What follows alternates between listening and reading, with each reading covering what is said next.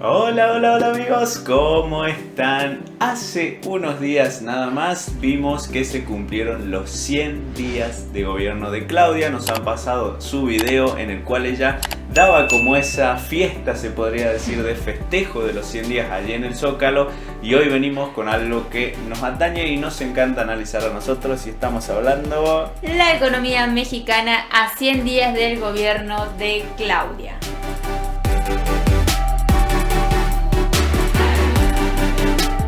Mi querido Arturo Dan, buenos días. Leonardo, Aníbal, muy buenos días, ¿cómo están? Aníbal Gutiérrez, buenos días. Buenos días, Arturo. ¿Qué lee usted, doctor Gutiérrez? Acaba de salir este libro. Te quería dar a conocer, por si no estabas. Oye, pero si es usted un gran mejor científico, país. no pierda el camino de la recta lectura. Leonardo, Aníbal, yo cuando alguien publica un libro, siempre digo, no lo felicito. Les doy las gracias por un nuevo libro. Eso siempre hay que festejar. Eres un gran amigo, mi querido Dan. Oye, ya platicaremos de él, mi querido Aníbal, pues sí, ya está en librerías. Bueno, pues hay toda una polémica sobre cómo se está comportando la economía, muchos comentarios sobre lo que dijo Werner en el evento del ITAM del viernes, que si vamos o no a una recesión, que si va a ser un crecimiento mediocre. Ayer la presidenta hizo una lectura, pues francamente positiva, dice que somos la economía número 12 del planeta. Entre azul y buenas noches, ¿dónde andamos, doctor Dan? Mira, déjame darte dos datos duros, sí, de los 100 primeros días de Claudia Sheinbaum en la presidencia. El primer dato duro, del 1 de octubre, día en que llegó a la presidencia Claudia Sheinbaum, al pasado viernes, el tipo de cambio pasó de 19 pesos con 64 a 20 pesos con 70, una depreciación del 5.4%. ¿Sí? Y en el mismo periodo, el índice de precios y cotizaciones de la Bolsa Mexicana de Valores perdió 5.49%.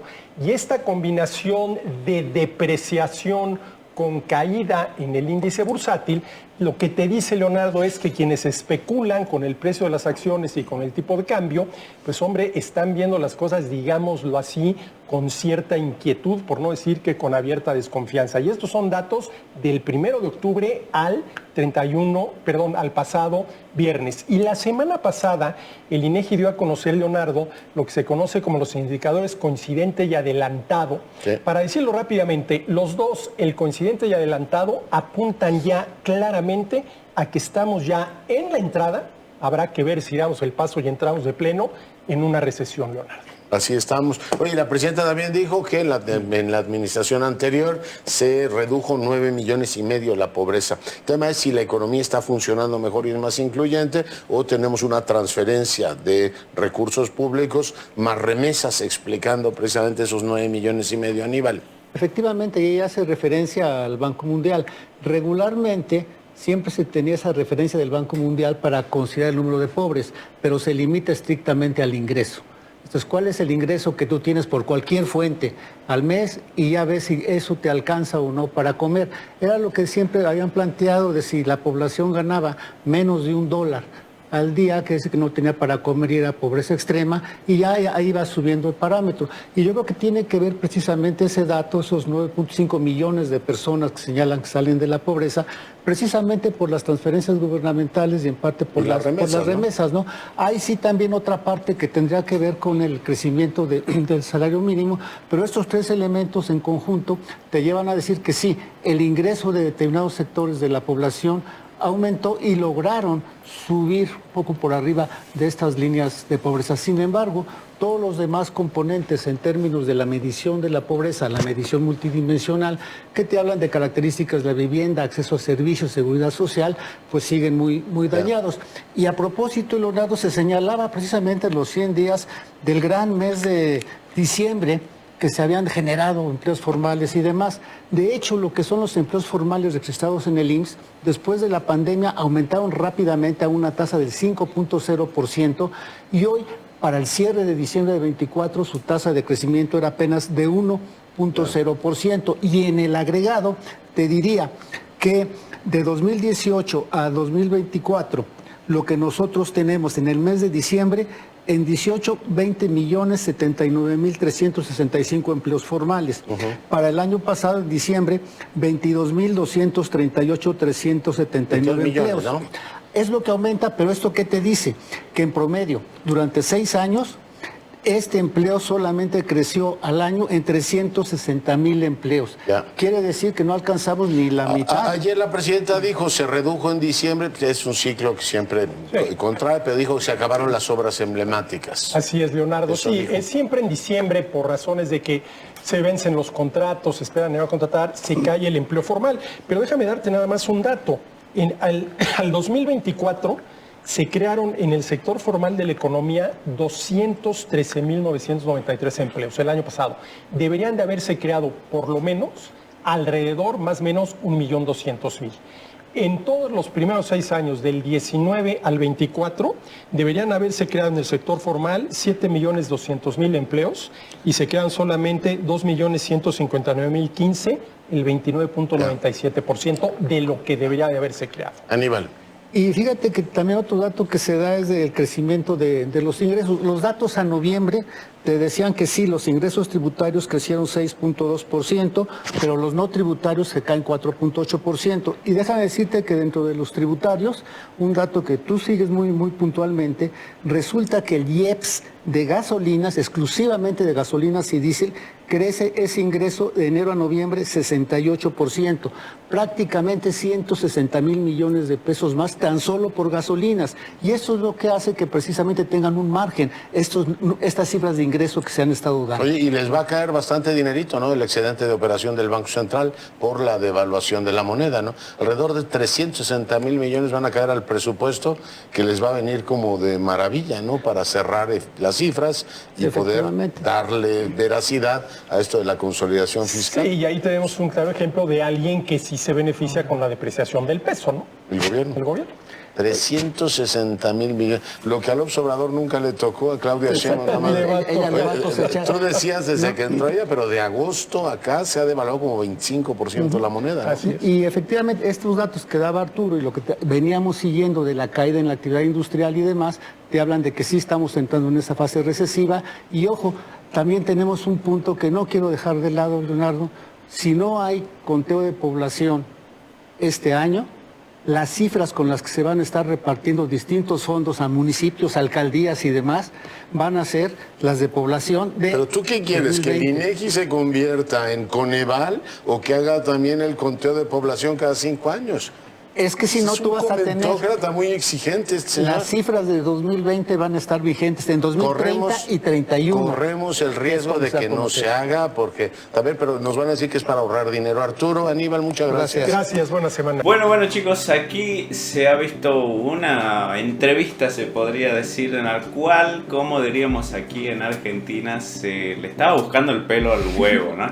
Hay algo que nosotros que lo hemos estudiado y también hemos compartido con grandes profesionales de esta materia de aquí de Argentina, sabemos de que cuando lo ponen difícil o cuando la gente no entiende lo que se está hablando o te empiezan a tirar este tipo de datos duros, que son datos, están ahí, es porque algo te están queriendo ocultar o algo te están queriendo meter en la cabeza para que opines o digas algo de alguna forma. A ver, nosotros obviamente le consultamos a ustedes cómo están viviendo, sintiendo y teniendo esta cuestión de los primeros 100 días en la economía. De que se devaluó el peso es un dato duro y es real. Ahora bien, ¿eso les impactó a ustedes? ¿Se ha visto un traslado de devaluación a precios, por ejemplo, como sucede aquí en Argentina? Ese análisis me parece que es el que le faltó a esta entrevista para que la gente pueda entender. Porque si nos dicen esto, nosotros, por ejemplo, podemos interpretar y decirlo. A ver chicos, acá en Argentina se devaluó el peso. Esa devaluación del peso la vemos trasladada, como sucedió, por ejemplo, el caso emblemático de eso es cuando devaluaron en diciembre del 2023 el peso argentino aquí, que hicieron como ese sinceramiento, entre comillas, del tipo de cambio. Automáticamente pasó ese sinceramiento a precios en la economía real. ¿Y qué pasó? La inflación de diciembre de ese año fue del 25% mensual. Entonces ahí se ven los impactos de esto.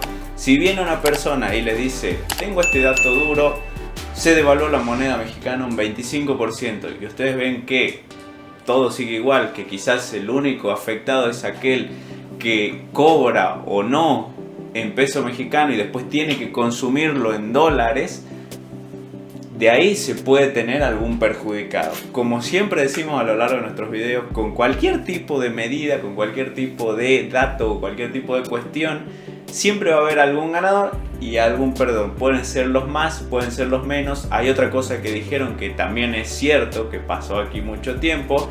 Con las devaluaciones, muchas veces quienes se benefician cuando tienen algo presupuestado en dólares o en moneda extranjera es justamente el gobierno. También sucede de esa manera. Entonces se podría decir, por contraposición, que en el momento más de auge del peso mexicano, cuando estaba AMLO, podrían haber salido a decir también de que lo perjudicaba al gobierno que el peso se esté apreciando tanto, y sin embargo no lo decían, salían a decir otra cosa. Entonces, como le digo, siempre hay que tomarlo de dónde viene, en qué contexto lo está diciendo, y en este caso, para mí, yo lo interpreté o lo sentí como que era buscarle el pelo al huevo.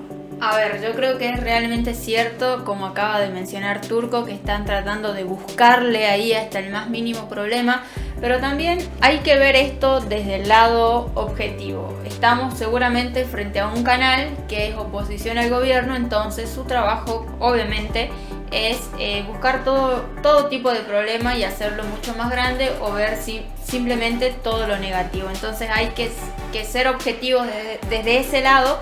Y básicamente muchos de los datos que han dado acá han sido negativos, por supuesto. No significa que estemos de acuerdo con esos datos, pero es importante destacar el análisis que ha hecho Turco, y a su vez también que ha hecho el análisis del índice bursátil. También hay que recordar que el índice bursátil y todo lo que está relacionado de la bolsa perjudica a las grandes masas millonarias. Entonces acá vemos que se está tirando hacia el beneficio de los que más tienen también, por supuesto, y sin olvidar, y como lo mencionó Turco y lo mencionamos en muchos videos, estos índices bursátiles o estas ganancias financieras siempre representan los intereses de grandes empresarios, cuando bien sabemos, y se ha repetido mucho, que no generan valor a la economía. Entonces el verdadero valor en la economía de un país está en las inversiones que están llegando a México, que crean trabajo, que crean todo un espacio, digamos, hasta incluso en lugares donde antes no se hacían inversiones, hoy están llegando las inversiones a México, se están realizando, se están viniendo muchas inversiones desde Asia, desde Europa hacia México, y ese es el verdadero índice que te genera valor en la economía de un país, más allá del índice bursátil, que me parece importante marcarlo como punto, digamos. No me parece que sea el único indicador para decir si la economía está bien o mal de un país, porque es financiero. Entonces, así como hoy, y ustedes lo sabrán tal vez incluso mejor que nosotros, hoy una acción puede valer $100, mañana por X motivo de oferta-demanda vale 20, pasado mañana 150, y así se van ganando estas enormes ganancias. Lo que sí siempre decimos, es importante saber si ustedes están pudiendo llegar al día a día, cómo está su salario básico, su salario mínimo, si están pudiendo comprar los alimentos, si están pudiendo comprar la gasolina, cómo están haciendo con la parte pública en cuanto a la salud, en cuanto a la educación. Todos esos datos son los que van marcando la realidad, digamos, del país, y por supuesto la vida de cada uno de ustedes. El hecho de que se marque una línea de pobreza y a partir de ahí se hagan los diferentes estudios es un dato, y es cierto que funciona, pero como siempre decimos, la última palabra está en su experiencia y en su día a día, sobre todo que vienen de muchísimos años con una línea de gobierno, hoy está con otra línea, y la mejor experiencia la tienen ustedes en cuanto a eso.